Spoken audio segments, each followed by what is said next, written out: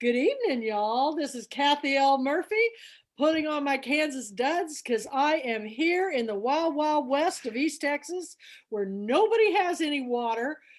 You have electricity, and not many people have heat. So I've gone back to my Kansas self, and I feel like I'm back reliving those little house on the prairie days. I know Doug Thompson is our author today. He has a bed and breakfast in historic Jefferson, Texas, and he has been dealing with the same thing. In fact, tell us about what you've been doing with your bed and breakfast with your neighbors, Doug. Well, yeah, we've got two carriage houses out back that have five apartments or five bedrooms in them and three baths. And so we had some frozen pipes there, but once we got those fixed first, they were easiest. And then we worked on the house, but we had some neighbors that hey, was waiting on plumbers as you were. And so finally we just let them know, hey, come on over and use the showers. And there's a back door. There's some people have been 5-6 days without a shower. They didn't want anybody, the public, to see them. And so I said, just the door's unlocked, go on in and use them. And so it worked out real good. So we're changing the name. We're not a B&B, we're a Bath and B, and so. That's really, really nice of you. I know a lot of businesses in small towns don't always like to let people use their restroom, but I have a philosophy on that. If somebody comes up to you in your business and asks to use the restroom, they got to go. So you might as well let them go.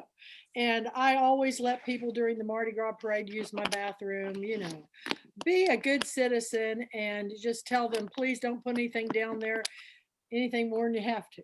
So here we are in East Texas for Doug and I, but we've got Wendy Carter and she's out.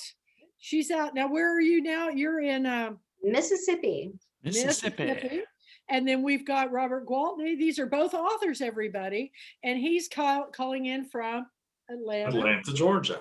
Georgia. And hopefully some more will be jumping in. But we're here tonight because this is our online Pulpwood Queen Book Club meeting. And we're here to talk about our book, Knock Knock by Doug Thompson, Lessons Learned and Stories Shared, a ride along, which I think I've got the look, a ride along with Cell superstar Douglas Thompson with Echo Montgomery Garrett. Well, I have to tell you, if you don't think I didn't love this book, I will tell you that when you get to the beginning of it, you'll see that there is a very nice blurb from the Pulpwood Queen. I think any author that hasn't read this book should. And I also wanted to share before I let you talk, Doug, this, because I was going back through your book and just kind of looking at your cute little picture of when you were a little boy. Oh, there you go. I love that. Is that first grade? It's somewhere around there. Yep. But anyway, he's got these 3 simple rules in life, only 3, but they're good ones. It's, if you do not go after what you want, you'll never have it. This is so me. This one is so me. 2, if you do not ask, the answer will always be no. Always ask. And I would add to that, always go straight to the top. Go straight to the CEO. He'll send you back down to whoever. But if you start at the top, you're more likely than to get a yes than a no. And number 3, if you do not step forward, you will always be in the same place. Well, the author's unknown, but the sentiment is all Doug's. And this is what this book is about. So tell us a little bit more for those who are not familiar, who haven't read it yet, why they need to pick up a copy of this book today. Share that with us, please, Doug. You betcha. I've been in sales over 40 years, and again, nobody dreams. At least I've never run anybody, some little kid that said, Daddy, Granddad, I want to be a salesman when I grow up. Is that you become an accidental salesman. You either get recruited into it like I did, or you inherit it from a previous relative, or you just accidentally fall into it. But I was studying to be an industrial engineer. I was working 2 jobs to try to earn enough money to possibly get married, and finally accidentally stumbled across an interview. The guy told me what I would be selling. And so I simply said, you know what? And about that time, it was a knock on the door, and a guy come in, and this guy I said, who's this? And he said, the assistant manager. And I says, he didn't look like he could walk and chew gum. And I said, this guy is doing what you want me to do? And he said, yeah. I said, let me do a ride along. And that's the first time I'd heard the terminology. And I went out and got in the car with him, and we went and made 3 calls. The very first call we made, he sold. The second one ran us out almost with a shotgun. And the third one said no. And from those 3 experiences, I said, I can do this. I saw 1 out of 3 that was good. And I walked it back in. I said, if he can do it, I can do it. And so at that time, I had hair down past my shoulders. I had a real long goatee. I had an earring in my ear. And so he said, Doug, if you'll get a haircut and a shave, we'll put you to work. So I did, and owned 1 tie, 1 shirt, and had to go to Goodwill, buy some clothes, and then had to go to insurance school and sales school. And that's where in the book it gets interesting, because I failed miserably. I had skated through high school. I did as a C+ student only because I didn't apply myself. It was just too easy. And I really couldn't make sense. For example, they had us taking a course called a typewriter course. You know what? I ain't never going to use no typewriter or no keyboard. What are they, crazy? And so look at us now. We can't go through life without a keyboard or typewriter. So I made a lot of bad decisions on that. But anyway, I moved forward with this school, and I don't know how many times I quit that week. I got in the car, said, I'm out of here. I can't do this. I can't memorize. I can't do what you're asking me to do. And I said, and finally I'd committed to my family, and I didn't want to let them down. I come out of school, showed up the very first day on the job, and they didn't have enough trainers. They had 2 trainers and 3 of us graduated. So they took 2 of the agents out on calls and left me in the restaurant drinking coffee. And they'd already assigned us territories down the street. So they weren't gone 5 minutes before I said, I'm not going to sit here and drink coffee. I need to make money. It's a straight commission. And I already learned it in school. So I went down the street making calls. The very first one I sold, the very second one I sold, the third one I sold, all of us. And I'm walking on air now. I just, I'm experienced something that's like making the winning touchdown. And all of a sudden about 1 o'clock, I hear a car honk, and it's the boss pulled up alongside of me and go, where have you been? We've been looking all over for you. You're supposed to be at the restaurant. And I said, I've been making sales. And the girl riding with him turned and looked at him and said, you made sales? I said, yeah, I've made 5. And they hadn't made any. And so he just let me go. And long story short, I was the agent of the week. I was the agent of the month. I was the agent of the quarter. I just found a niche that fit me. So what I wanted to lead up to is that at that particular time, everybody I told that I took a job in sales was, oh my God, are you nuts? Negative, the fast talking salesman, they're crooks, everything in the world, straight commission, are you nuts? So I had this negative connotation. So not only are you getting 7 out of 10 people every day telling you no, now you got your family and your relatives, everybody telling you you're nuts. And I decided to make a change in that. I wanted to make sales fun. I wanted to make it fun for me. I wanted to make it fun for my clients, the people. I wanted to make it fun for the agents I recruited. And I made a career out of making sales fun. So finally, up to the end of this story is that about 20 years ago, I wanted to write a book, nonstop talking about, wanted to write a book and explain all this. And luckily, we had at our bed and breakfast, you had your big event, your girlfriend's weekend out here in Jefferson. And we had a bunch of the authors staying at our bed and breakfast. So one morning at breakfast, they're talking about the books they wrote and so forth. And I happened to mention I wanted to write. Well, one of them, Echo Garrett, is a ghostwriter. She told me what a ghostwriter was and how they help you get started writing your book. And so long story short, from your event at the girlfriend's weekend, I met Echo. We started working. She started calling me every single night for 4 or 5 weeks and doing interviews. And we laid out the book, the outline of it. And she would write up a part of a chapter, send it to me, and I'd make changes. Then she'd write up another part and send it to me, and I'd make changes. She finally started calling them Dougisms, is that they weren't possibly proper grammar, but it's the way I talked. It's the way I lived. It's the way this story was told. And so that stayed in the book. And I think that's some of the attractiveness of the book is you get to see what life of a salesman is from their point of view, the struggles, the fun, the romance, the tragedy, everything in it. And every one of those stories, I tell a little funny story to put it to use. So now how did we get the name Knock Knock? Is we had a lot of different names. And what we had in the book at each chapter were learning moments. From this chapter, here's what we explained you need to do, and here's the funny stories to tie to it. And there were learning stories. And I told them the story about after every sales attempt that you make, whether you make it or you don't, you go out to the car and you sit down and you have a steering wheel review. You analyze yourself as if your manager was with you. What did I do right? What did I do wrong? What could I have done better? What can I do differently? And then all of a sudden you'd have, I call them a knock knock. You'd have a knock knock moment that, oh, I should have done this, or why didn't I do this? And you write it down and you got to let that go.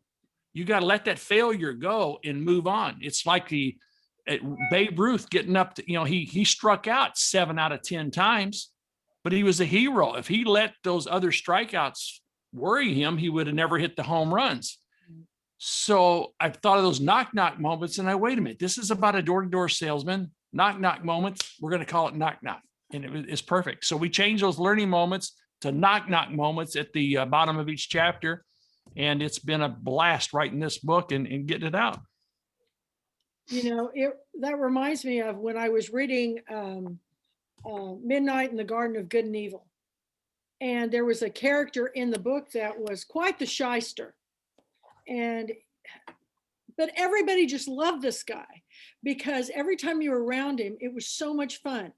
There would be parties at his house, and then you find out later that he'd ran extension cords to the neighbors and plugged in to get electricity to his house because he couldn't even afford to pay his bills. Or, he got in big trouble for it, but everybody always forgave him. Or remember the story of Bernie? Jack Black played the character of the man from the Methodist choir singing director who went to prison for murdering this woman. It's a tragic story, but everybody still to this day loves this guy. He's out of prison and he's gotten real quiet, but everybody just loved him. The thing about it, I'm not saying that everybody that just makes everything interesting is kind of a shyster. What I'm saying is that when you're in love with whatever you're doing, whether you're a shyster or whether you're a mattress salesman. I mean, look at the guy down in Texas who opened his mattress store to all the people that got, the homes didn't have electricity. He said, come on in, y'all can sleep here. I just think, if you can find a profession in your life that you have joy and that brings so much meaning and fulfillment to yourself, that if you read Doug's book, you're going to figure out how to sell yourself. And Kathy, there's an old statement that if you don't look forward to going to work every morning, you're in the wrong job. That's right. That's right. It's so true. I jump out of bed way too early every morning because I have this idea. Oh my gosh, now I know how I can do that. And with every failure, you'll have 100 failures and only have one time it really actually worked.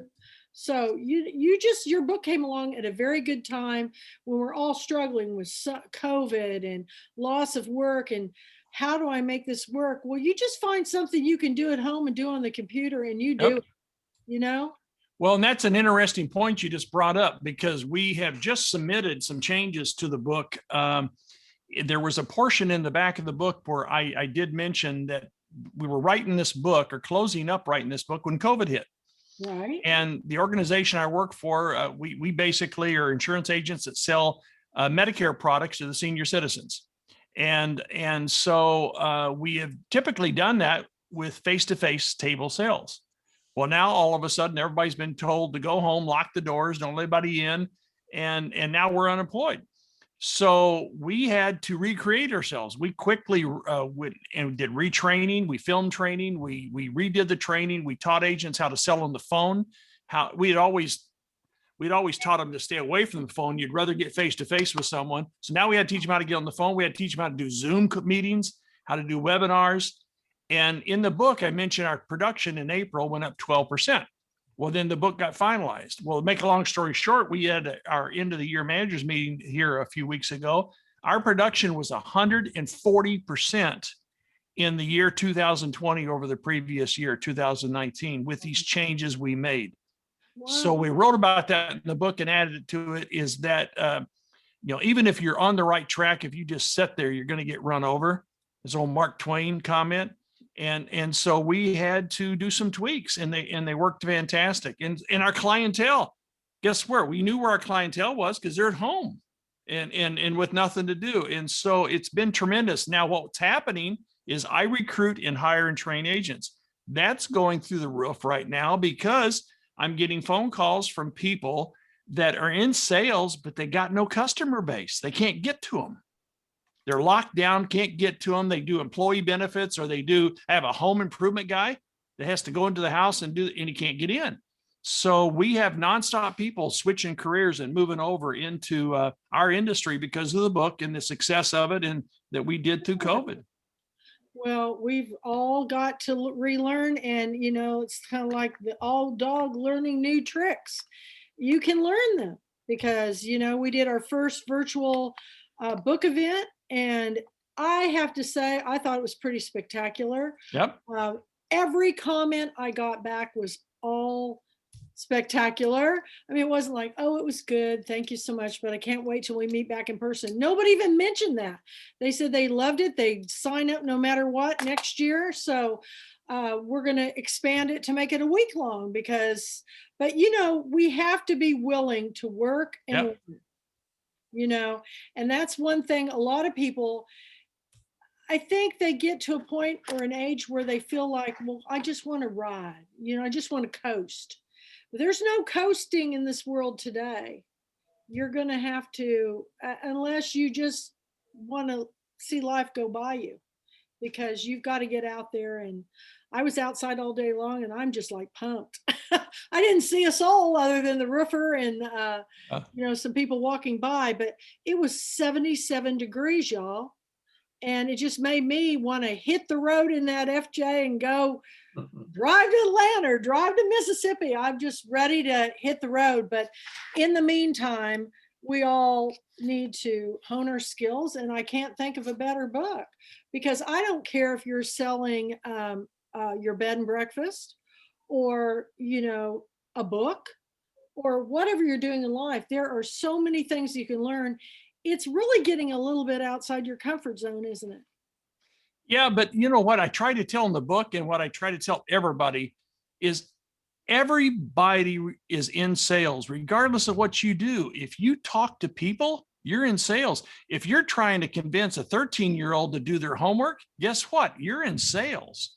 And so the book talks you how to approach it with a better attitude, how to make everybody enjoy what you're trying to sell them, and have fun with it. And so one of the things, the features in the book that we talked about during the Girlfriends Weekend is so many authors are fantastic storytellers. Yes, they are. Yeah. But they can't promote themselves out of a paper bag, And so what we talked about, and I've had authors call me since our deal saying, I wish I'd have read your book years ago because I had trouble selling myself or selling my book. Is that we talk about self-promotion. Don't be a secret author. Don't be a secret agent. And we talked about how to do that. It's in the book. It's one of the chapters, but we did it the Girlfriends Weekend. And if you didn't catch up on it, we tweaked it. Part of the book is about how you would sell yourself face-to-face. But we started talking about how you sell yourself now remotely and virtually in order to get your message across. And part of that is the elevator pitch.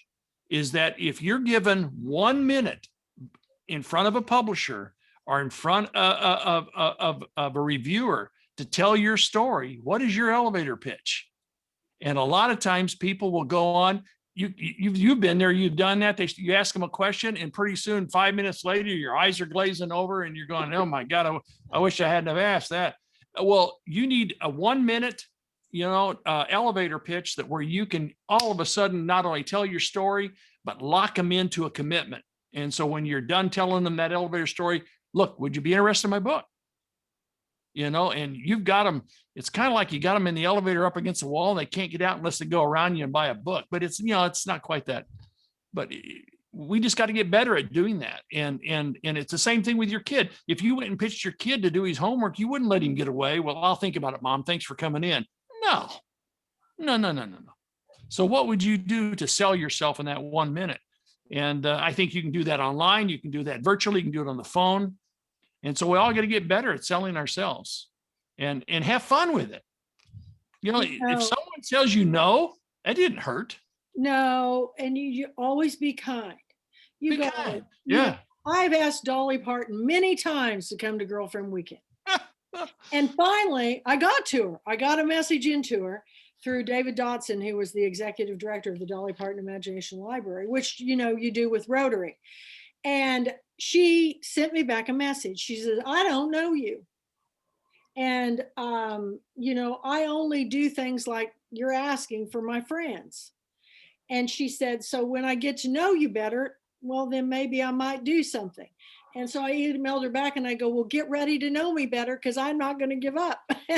And so I have the Dolly Parton. I don't have Dolly coming, but I do have the Dolly Parton Imagination Library. Yeah. Said they would come to the next virtual Girlfriend Weekend. And,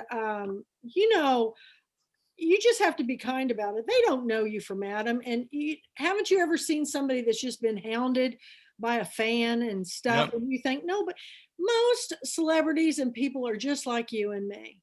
They have very limited amount of time. And so you just make it brief. And if they say no, when people tell me no, I go, okay, well, if you can't send me 500 books for this, then could you send me signed book plates? Well, that's a lot of hand signatures. Well, could you send me 100? I keep going until they say yes. And they'll say, well, you know what we'll do? We'll send you 25 signed books and you give them away as a bonus. But that's exactly how I got Jay Shetty to send everybody that had paid for Girlfriend Weekend a signed copy of his book, Think Like a Monk. You got to ask. If you don't ask, we you know what? And we learned that early in life in dating. You remember, some of us are old enough that we would, Kathy, you were at the school and the girls were on this side of the gym and the boys are on this side of the gym. And sooner or later, you got to get brave enough to go across that gym and ask someone, but you're scared to death to do it because if they said no, you got that walk of shame back across the floor, Yeah. Nah, I walk over and ask and said no, I go to the next one, ask. And pretty soon someone, is going to dance with you. And then all of a sudden they look at you in a different light at that point. So you've got to ask, and the no's don't hurt. Matter of fact, there's old adage is that every no gets you one step closer to a yes. I like that. So we look at no's as encouragement. Yeah. Well, and a lot of times people say no, not because they mean no, but because they don't want to get up in front of everybody and be the only people dancing. So you go, well, hey, you don't want to dance this dance. Let's wait until a few more people get out there. Then will you go? The girl will go. It's just they don't want to be the first one out on the dance floor either because everybody's looking at them. So if you just hung around a little bit, well, how about some punch? I'm telling you, I know because I was that kid. I was that kid, that would say, well, you don't want to dance this time. Well, even my enthusiasm, gets carried away to the point that this next story is important. Is that we always tell a salesperson that a salesman has 2 ears and 1 mouth for a reason. Is that if you ask a leading question and then shut up, they will tell you how to sell them. They will tell you what they're interested in buying, how they're interested in paying for it, if you just ask the right questions. So that's what I tried to do in my career, is get rid of that stigma of the fast talking salesman that you can't get a word in edgewise. And we sat there and talked to our agents and train our agents, ask a leading question and shut up and listen. And they're going to tell you what they're going to buy, when they're going to buy it, and how to sell them.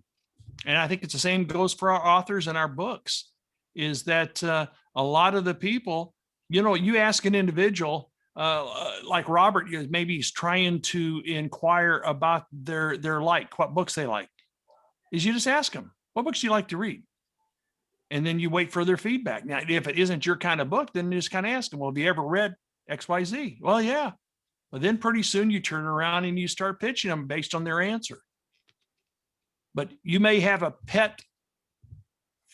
you may have a elevator pitch, but you have to adjust that pitch based on their response. Yeah. You got to have and that makes the fun part of it. A plan C, plan D, you just keep going. But a football play, I was a football coach for 10 years. Anybody that's a football fan, every play that's drawn up is designed to be a touchdown. It don't work that way. No. 99 out of 100 times, it doesn't work out as a touchdown. So we try to teach the kids is that, yeah, it didn't work this time. It'll work next time, but make adjustments. If we told you to run here, but the hole is there, then make an adjustment, and that's what we have to do in sales. Keep making adjustments.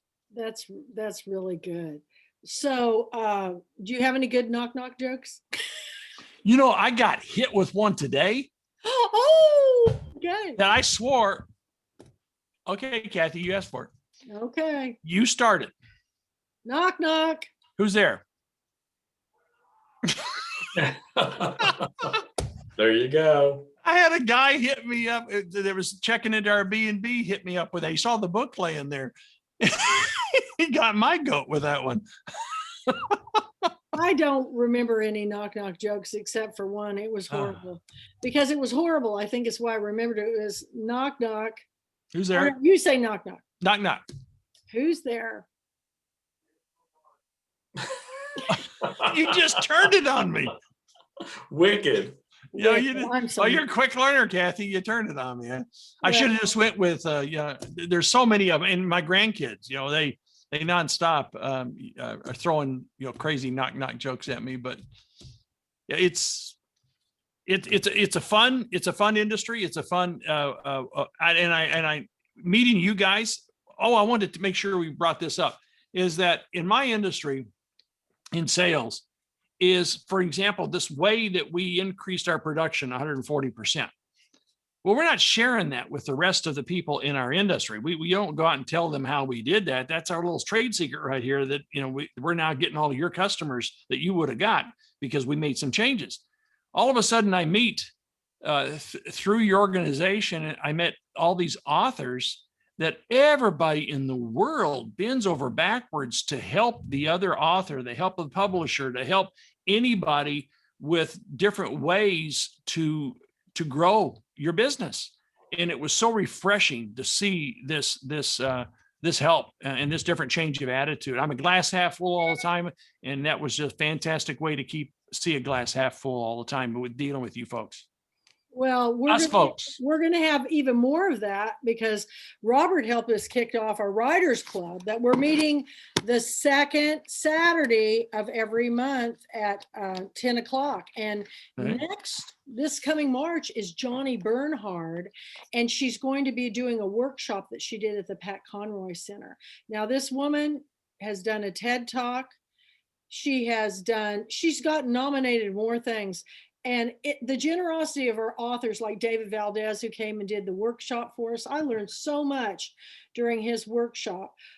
I'm going to be getting all kinds of people coming forward and saying, what's your writer's process? I definitely know I want to get Mary Morris involved because she teaches creative writing at this major university. And she taught me something that I'm going to be using in my next book. I'm not going to give it away because I want her to do it on a writer's club, but I'd never heard of this process of how you arrange your book, your chapters. And she did it. Well, I'll tell you the story about Fanny Flagg, how she does it. Fanny Flagg is dyslexic. And so she can't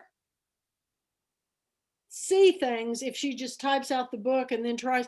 So what she does is she runs clotheslines down her hallway, and she clips her book up, the opening page of the chapter, and she moves them around like a quilt. Okay. She says when she finally gets it the way she's done, then she goes back and puts the puts them in order on the stack of the chapters, and that's how she does her book. And I've never heard that before. I thought, what an unusual process, but how great for people that are dyslexic, because we have a lot of dyslexic authors that write for the Pulpwood Queens. Most recently, Vince Spinato. He's dyslexic, and I think my younger sister was probably that way. But when you learn little tricks of the trade, like you're teaching us in your book, then we can kind of hone it and make it our own. Does that make sense? Yep. You can kind of put your own spin on it. It's like a recipe. I don't know if anybody makes a recipe out of a book. I've never done it because there's something so stubborn in me. Goes, you know what? I know it said a quarter of teaspoon of cinnamon, but I'm going to use a half. I'm just that way. And then I'm going to put a pinch of, orange peels, There you hit the word on it. Writing a book, you don't use measurements, you use a pinch, and there's up to interpretation to each writer how much that pinch is. Well, and I don't think I've ever made the same dish twice. People go, can I have the recipe for that? And I go, well, I'll give you how I started out, but I never make it the same any one time. I'm famous for my cheesecakes, but I make them a different flavor every time because I get bored with the same thing. So you never know what kind of cheesecake you're going to get. So, well, I wanted to share one other thing that we, when we talked during the Girlfriends Weekend, we were talking about selling yourself. Yeah. And one of those is through charities and volunteerism, is just not expecting to make a buck that day. You're expecting just to make an impression, is to volunteer to go to talk to the Rotary, volunteer to go talk to the Chamber, volunteer to go talk to Lions Club. And it's just tell them who you are and tell them about your book. And then you move on. And I did that here in Jefferson at the Chamber. They wrote a little spot on Facebook about it. That got picked up by the Marshall newspaper where it called me. They did an interview and printed it front page of their newspaper about local author. That caught a guy's attention in Marshall, which bought the book and read it, which called me and asked for an interview. And now we're talking about a possible 200 book deal for buying them for his entire company. Oh my gosh. That all came from going to a chamber and telling them about my book. I tell people all the time, Rotary is really, these are all business people. That's just a given. Lions Club. And these are all giving people. These are two organizations that spend the majority of their time fundraising for worthy causes. So yeah, good for you, Doug. Have you spoke to the Jefferson Rotary Club yet?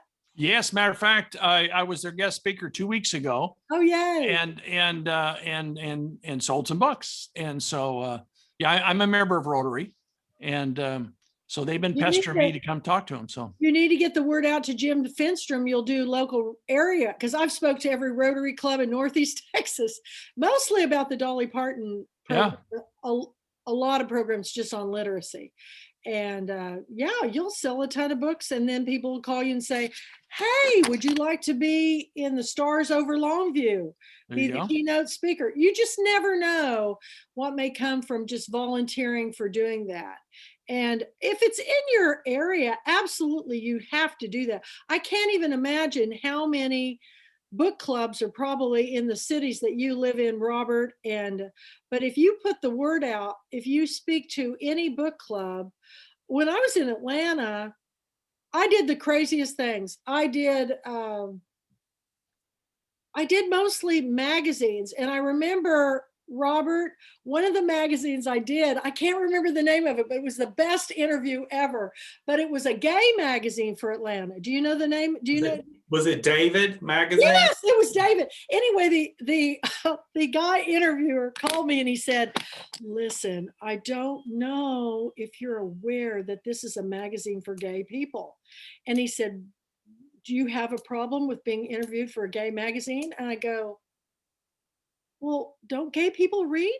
And he laughed so hard. And oh my gosh, I was there with all the queens in that magazine. But that was one of the best magazine features I was ever in. And the young man who interviewed me, we laughed our heads off. But you know, I'm like Dolly Parton in that way.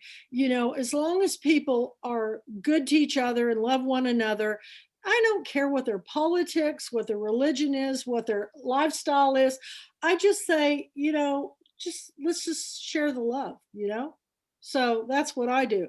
So anyway, there's a lot of opportunities where you're at. Jefferson, it was a little harder, but you've got the library, you got Friends of the Library, you've got the Pulpwood Queens there, my charter chapter. You've got all kinds of opportunities that you can do things. And I know right now we're in COVID, and so it's very hard.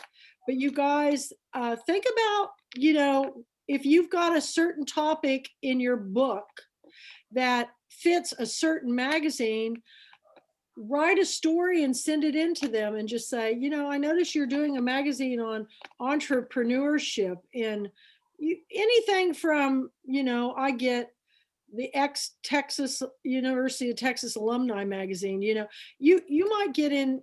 And usually if you get in one magazine, then somebody will say, oh, I saw that you were in that magazine. Would you be interested in doing a story for this magazine? Yep. And there's a Tennessee Williams short story contest going on right now.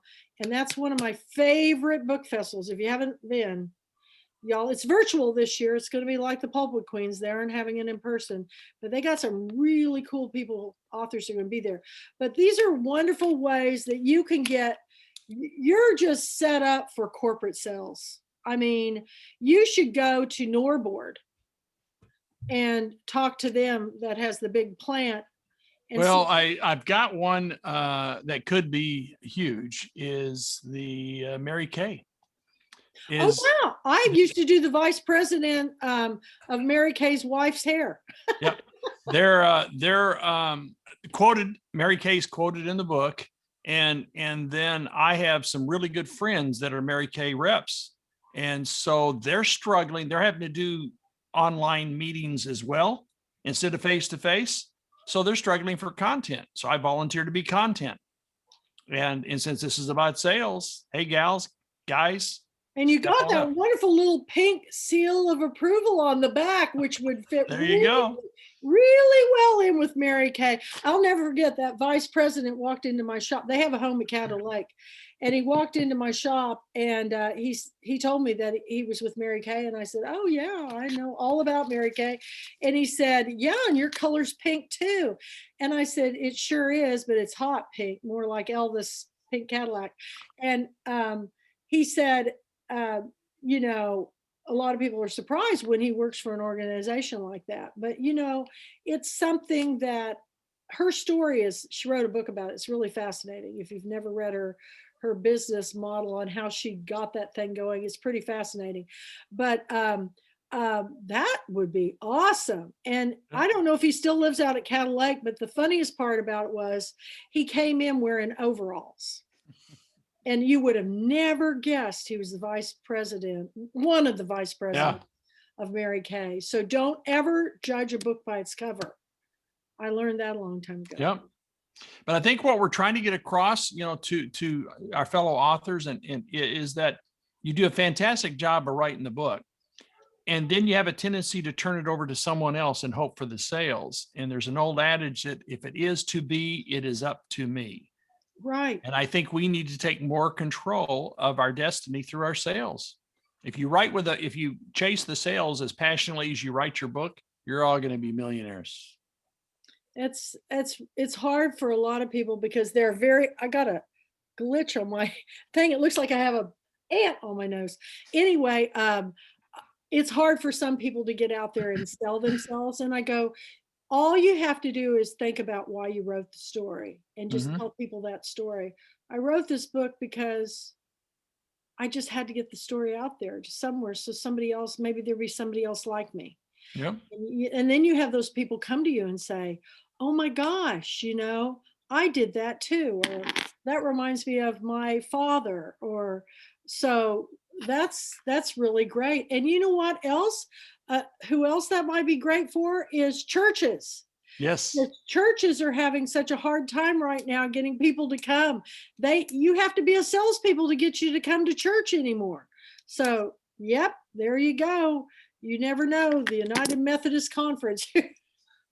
I think big. I'm going to think big because you go to the top always. Always start at the top. So you've got a terrific book, Doug. Are you going to write another one? Are you going to write another book? There was so much material that we didn't even touch. There's got to be a book 2 and book 3 in there. And then I think the second one is taking it to management. Is that I had my first office I inherited and then build. I had 7 people that ought to be on a sitcom. When you start explaining these people, like The Office, who they are and the way the characters they were. When I start telling stories about this, someone says, that needs to be in a book. And so that may be the next chapter, is taking this one step further and saying, okay, now I've been in sales. Now here's how I brought other people into sales and put them an office version of sales. Before I let this idea go in my head and fly out the other, the sequel's name needs to be Who's There? Sitting side by side on the shelf, huh? Yeah. Knock, knock, who's there? Banana, There you go. But okay, let's open it up. Do you guys have any questions or advice you want to ask Doug on how you can sell yourself as an author, or what's some tips that you could garner from this wonderful evening of hearing from this ride along with a sales superstar? So just think of anything you've ever wanted to ask. I mean, what was the hardest thing that you found when you came out with the book? Maybe you could address that situation. For me, it's crowds. You would never guess it, but I do not like crowds. Crowds. Okay. Like lots of people. I first thought you said kraut, and I'm going, what does sauerkraut have to do? No, I love sauerkraut. Crowds. Crowds, masses of people. So I try to go places that are where I think there are going to be a lot of people at off times. Like, I always want to go to Disney World after spring break. Yeah. So because I love Disney World. But anything that you had any problems with now, Robert's got a book coming out, and then Wendy, she's been working on books for some time, but she is a ghostwriter too. Oh, so, good to hear. Yeah. So, you'd be surprised of how many people, when I've told them, they ask me how I got around writing the book, and I tell them the story, start asking me questions about ghostwriting. Nobody understands that at all. Well, no, I mean, they have an interest. Well, and my philosophy is everybody's got a book in them. It's just, how do you get it out? And I've been the type of individual, and some people don't. I dream every night, and every night I've got a new book, that I've a new story or something happened in there. You just can't remember them when you get out. But I've had people that have told me this week and last week that they may be interested in writing a book and may be interested in finding a ghostwriter. So. Well, I think one of the most challenging parts of course, being an unknown writer who is going to be debuting a novel in about a year, just building your brand, and that's not something that I've done aggressively really until now. And I really had no idea exactly how much work that writers have to do, in being able to brand themselves and to market themselves. It's a little overwhelming. I feel like I have a fairly clear I have the foundation for a good beginning. Website, I'm being more active on social media, just trying to be part of groups like the amazing Pulpwood Queens, and being able, to network and have support and advice of many wonderful writers. The Knock Knock book is extremely timely for someone like me who's very new to the world of publishing and the world of being able to market and sell yourselves. I understand how to write a book. It's just, how do you get that book out into the world? And that's the intimidation. See, and Robert, your comment right now is a total surprise to me. You came across, I met you, in the Girlfriends Weekend, you came across as an established author to me. You came across as a person that already had a brand, and what you just said just right now is a total jaw dropper. Is I think you have done better at creating yourself and your brand than you think you have. Absolutely. For me to see that. And what you need to do is now take that confidence of what you've already done and just push the daylights out of it, sell it. You've already created it, son. You just now need to take and run with it. I appreciate that. In developing my website, a friend of mine, Jeff Blocker, who's in my writing group, and you had the opportunity to meet him, Kathy. He's Yeah. just extremely smart. And in his day job, he's awesome. But he actually puts together websites. He's a technology person, so he understands a lot about marketing. So we sort of went through this process, and he's the one who helped me put together my website. And really, at the end of the day, his best advice was, just be yourself. We went through a whole series of questions. Who do you think you are? Who do you think that your readers would be? What are your interests? We initially started off trying to figure out visually what pictures I would have on my website. And I was going through, all of these products, trying to figure out what flashy images I wanted to put up on the website. And at the end of the day, we decided, and under his suggestion, he said, take your own pictures. Figure out, how do you think about how you would want to represent yourself? iPhones are amazing quality cameras. He goes, just do that. And that's what we did. That's how we started. And we just sort of figured it out from there. So I do think it's important to just to be able to show people who you genuinely are. Absolutely. Well, but don't forget either, website technology is fairly new. I mean, when I say, it's not 50 years old, so everybody's still learning from it. And what I find in my industry, and it may be in the publishing industry, people don't go to your website to find you. They go to your website to find out more about you. And so a lot of times you need to do something different to get them to go there in the first place. Because having a website by itself and no one knows about it is fine art, but it's like putting it in your basement. And so you can have the best website in the world, but if you don't know how to drive people to that website, it's a useless piece of junk. So that's what I think you got it built now. Now you just need to figure out how to drive people there and check you out, check that book out, check your story out, instead of them hoping they randomly find you and looking at multiple websites. Yeah, because it's not going to happen. No. So I have a question. Yeah, Wendy. I'd like to hear your minute elevator pitch. Oh, it involves, as that door shuts on the elevator. No, it's basically, I tell people that, knock knock is a fast-paced, fun-filled journey through my career in sales. And it not only teaches you to be better at selling, but also to have fun with it. And then I remind people that every one of us is in sales. It's something or another. And knock knock teaches you how to come out of your comfort zone, how to believe in yourself, to believe in the product and services that you sell, and just have a great time in doing that. Would you be interested in a copy of it? Absolutely. That's good. So I think once you've done your elevator speech, it's time to close.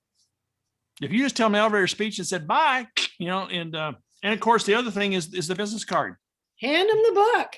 You hand them the book, but you got to have a business card on hand. You got to close with that. If you don't have the book on hand where you can turn around and sell it right then and there, you got to get them. And Robert, that'd be great to drive them to your website too. There's a good business card, and to where again we're not out and about now like we used to be to hand out business cards. But what I've done at the public speaking I've done, Wendy, is again promote how to get a hold of me. Is that once I pitch the book and the concept of the book, now here's how to get a hold of me. And then I pause for a few minutes. Has everybody got that? Did everybody write that down? And I'll put it up again, and maybe I had a sign at one point that was up behind me that had my website to it, driving them there, because it's in this world of websites and emails to all of a sudden start telling somebody, well, you need to get a hold of my book at www. They just glaze over. They're not going to remember none of that. Right. And so you got to have something to give behind to get them to go there. But yeah, and then it'll evolve. Based on something I picked up from that individual, or based on their career, or based, because what I just gave you was I would call a non-salesperson elevator pitch, because I put in there about every one of us is in sales. Well, if you're already in sales, I don't need to tell them that. They know they're in sales. So I'll tweak it a little bit. Wendy is one of these people that when she dresses in costume, she comes alive. When you dress in period costume, all of a sudden I see a side of Wendy I haven't seen before. And Pearl River Mansion is a period piece. So if I were you, every time you have an opportunity, I'd put on that Southern Belle. And because I'm telling you, because when you do that, all of a sudden it's making reading entertaining. And people want to be entertained. The funniest story was back when I used to work at Barron's Books, I used to do all the author events, and a lady came in and she had gray hair, a frumpy sweater and dress, and sensible shoes. And she went over and sat at the author table, and she's getting all her stuff together. And I was known as the hat lady.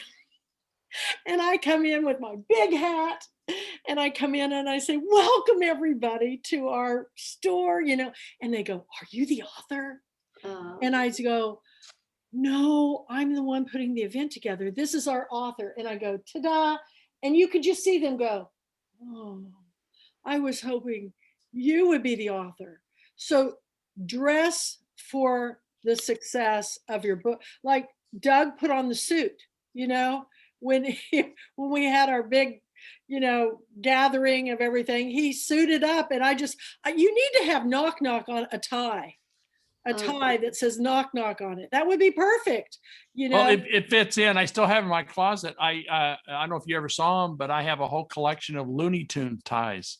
Oh yeah. All the cartoons, Bugs Bunny, and that was a fad at one time. But yeah. Oh, Bugs Bunny's still my favorite cartoon. But you get a look, a certain thing that people know you for, or maybe it's the fact that you always change your looks. Like I've never seen anybody who can change their looks better than Robert. I mean, I always know really. that I go, dang, you look good with that long hair. That's my favorite picture of him with the Dorian Gray thing going on. He had all the ladies swooning on that one. Oh Yeah. my God, yeah. Handsome as all get out. But anyway, I've seen you dress up before at Girlfriend Weekend when you were a model for our vintage costume show. And I just think that would be, I remember years ago in Jefferson, I had a woman who wrote a book called Love's Timeless Hope. And it was a time travel book where a woman went and stayed in a bed and breakfast, and she was in the bathtub, and I don't know what happened. She slipped or something. But when she woke up, she was in the 1800s, and she was there during Diamond Bessie time period of the murder. And she gets all caught up in the murder thing. And so we had the book signing on the front porch of the House of Seasons. And we had put an iron bed out there and done it all up. And she sat on the bed as she autographed in her big hoop dress. We had more people coming by to get those books. And in real life, she was a technical writer. Oh my goodness. Yeah, she speaking of that, I'm Dr. Bankstead in the Diamond Bessie play. I'm the coroner. Oh my gosh. Well, you're part of that wonderful history of the Diamond Bessie. Is it going to happen this year? Oh, yep. Yeah, I just got an email today down wanting me to commit that I could do it. But let me ask you a story based on what Kathy just said.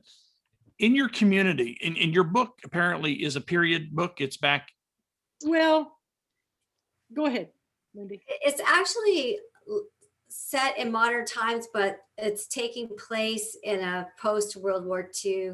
Okay. Mansion, Civil War. But the period costume post-World War II is appropriate. See, yes. if you had something, even though right now people are slowly starting to come out of their shells and get back out to farmers markets or any type of community in your area where people are starting together, and for you to show up in costume with some of your books there, you wouldn't even have to say a word. People are going to come up and go, what are you doing here? What are you doing? I'm glad you asked, That's a great idea. That's a really great idea. It's all about doing things that people least expect at the strangest times. I always this is what I dream about at night, Doug. I don't know if you do that. I think, how could we do this in a different way? You know, and then I'll come up with some. I mean, I'm the only person that did a synchronized Brookshire's grocery cart, synchronized grocery carts in the pilgrimage parade. And what we did is all of us moms put our kids in the basket with books. And then we did synchronized. It was harder than hell because the streets of Jefferson are bricked. And I remember we hit the main thing in front of the courthouse and a brick was up and the cart went up like this. Madeline went up in the air and I grabbed her and pulled her back down, but she almost went spilling out. But Brookshire's let me borrow all the grocery carts for the synchronized. You've seen synchronized lawnmower. Oh yeah. Well, we did it with grocery carts. So, and it brought more attention to our book club and literacy and moms reading to kids and, you know, just doing simple things like that. You know, I had an event where I roller skated in with pillows strapped around my stomach for the Divine Secret of the Yayas in Bloom book. You know, I've done all kinds of crazy things. So, well, Kathy, speaking of your synchronization, is that years ago in my line of work in the insurance is I worked with Walmart on putting agents in stores during open enrollment to help them with their health insurance enrollments. And I put over 5,000 agents in 3,500 stores nationwide. So when we're negotiating the contract with Walmart, is the best location in the store that we could possibly get for these agents, but out of their way, is they're bringing up by the front door. They're bringing up by, you know, by the checkout. I know. Yeah, they're bringing up all these places. And finally, I got to let them get all that off their chest. They said, Doug, where do you think we ought to have it? I says, you need right by the bathroom. That's what I was going to say. Yeah. And they said, what? And I said, listen, we're talking to seniors. I'll guarantee you every senior is going to go to that bathroom either on the way in or on the way out. So we set our booth up by the bathroom, and as they would come up with their cart, we weren't pitching them insurance. He said, Kathy, can I watch your cart while you're in the bathroom? Okay, you just keep it right here. It'll be okay. Well, thank you, son. And they'd go on in, and then they would come back out. We'd start a conversation about insurance because I've got their groceries. You know? So it worked out fantastic, but take a negative and turn it into a positive. Yeah, Robert. What you do, Doug, is you go in there and you sneak all the toilet paper out. So then they have to call for you.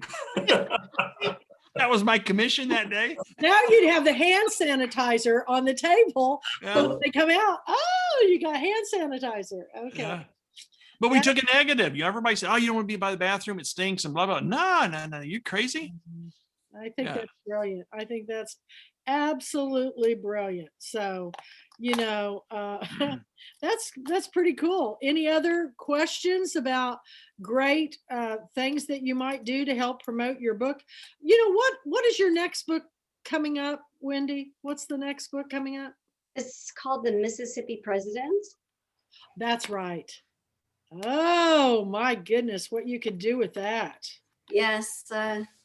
You know, I was in an art gallery where they did a full display on art based upon politics.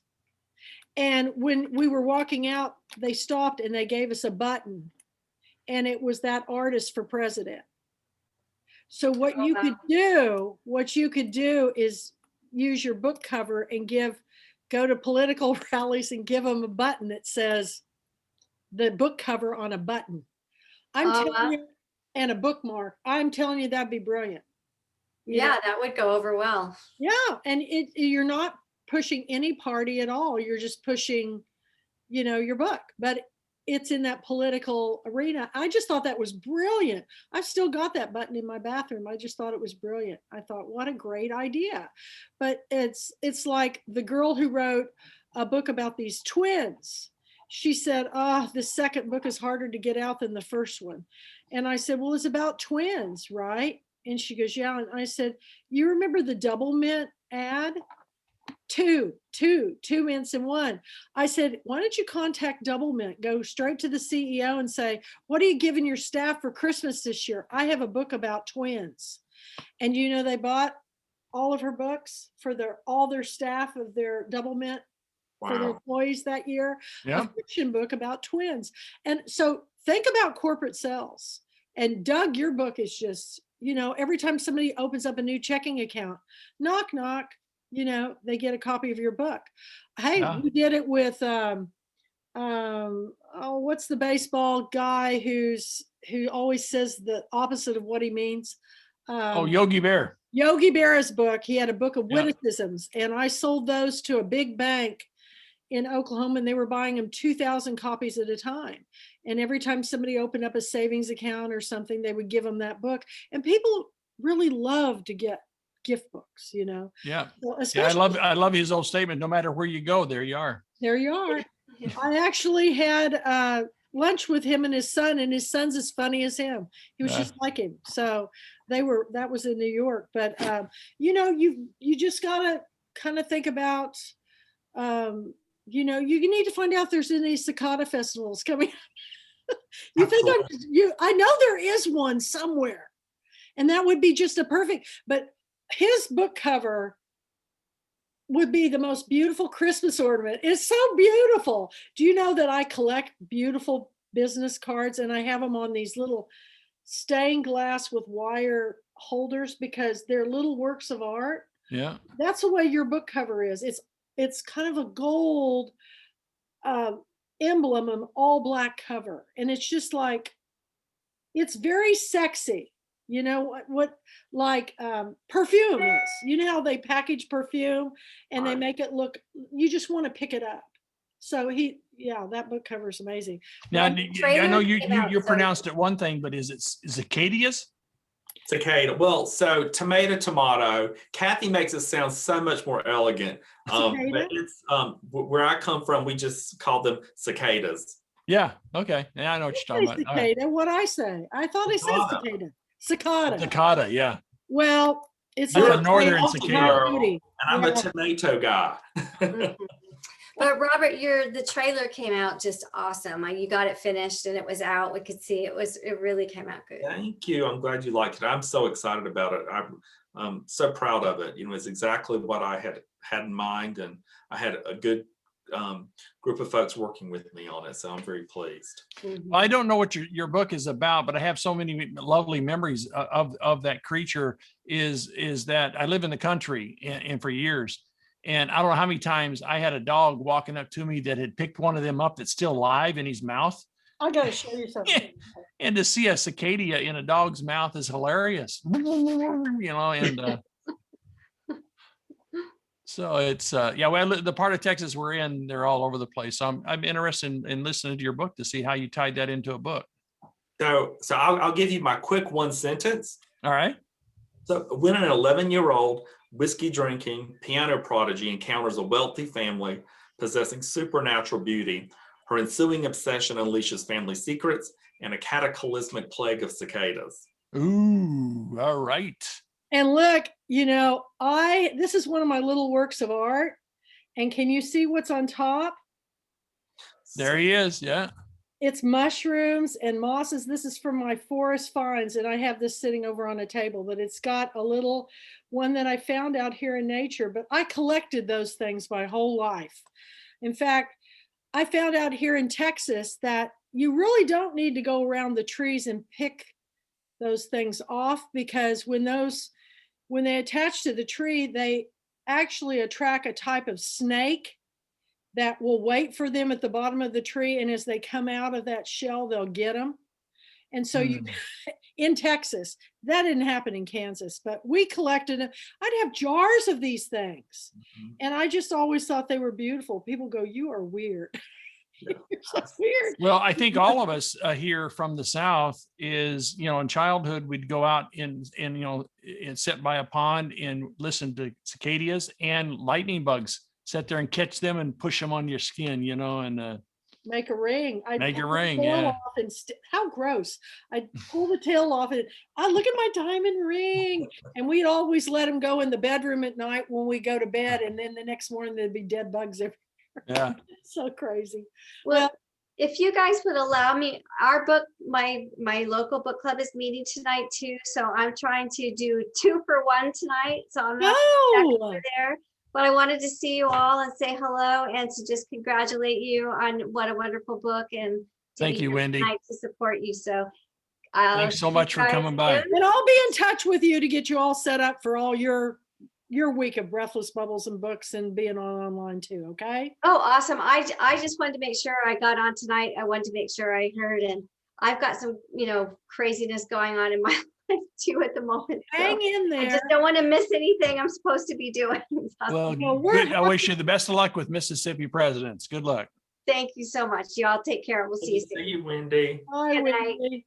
Bye, Wendy. Bye. Well, it's time, you guys. It's about time to. So do we want to wrap it up? Doug, anything you want to share with us as a closing epilogue or to I think I think we've hinted on it 2 or 3 times, but I think in everybody writes such fantastic books is now, as Robert was mentioning earlier, it's now the time to sales. And sometimes we put more effort and time and energy into the sales part of it than we did writing the book. And that can be, for some people, agonizing. Nah, don't do that. Make it fun. Everything that you do to promote your book, make it a challenge. If it works, fine. If it didn't work, then you go to do something else, but make it fun. Is think out of the box. Think of ideas. I think what you're going to start seeing, Kathy, maybe out of all of this, is you may start seeing authors that actually write a character or a location in their book with the intent of going to that organization to try to help promote the book. And if anything like that comes out of this, it's fantastic. But I think we need to think out of the box. We need to have fun with this. Life is too short not to look forward to going to work every day and having a great time promoting what you do for a living. And I'm having a blast doing it.